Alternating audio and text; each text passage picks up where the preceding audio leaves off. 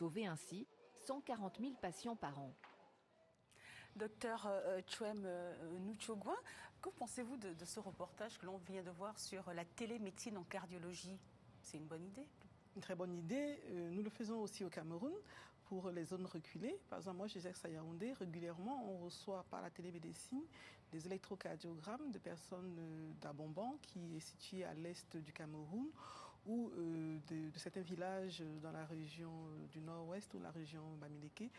Et rapidement, avec l'avènement de l'Internet et nos portables, on peut aider nos jeunes confrères non cardiologues à prendre en charge ces patients. Oui, mais cette télémédecine en cardiologie ne fonctionne pas pour toutes les pathologies Non. Précisons-le quand même, c'est valable pour certaines pathologies qui peuvent être dépistées par l'électrocardiogramme.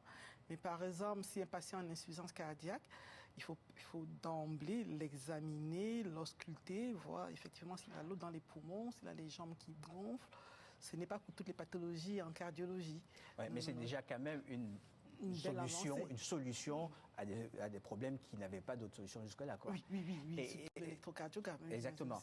Et d'ailleurs, docteur Martine Nutchogouin, pour prévenir ces pathologies cardiovasculaires, la Société panafricaine de cardiologie et l'association des sociétés francophones de cardiologie d'Afrique de l'Ouest et du Centre mènent des actions pour justement arriver à prévenir ces maladies. Quelles sont ces actions? On a fait des dépistages systématiques des maladies cardiovasculaires dans la rue, dans la ville, dans les hôpitaux, avec l'aide des associations et des laboratoires pharmaceutiques.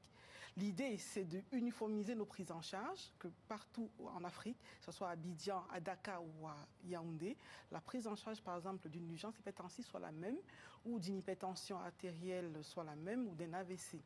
Donc ça va être standardisé. Il y aura des guidelines, comme on dit, pour l'Afrique, pour ces prises en charge des maladies cardiovasculaires. C'est un bon projet, docteur Martine Nutchogouin. D'ailleurs, votre prochain congrès à Douala, qui aura lieu du mois de mars de cette année, portera sur ce sujet. Et on espère que vos travaux contribueront à améliorer de manière significative la prise en charge des pathologies cardiovasculaires en Afrique. Merci beaucoup, docteur Chouem Nutchogouin. Merci de nous avoir accueillis.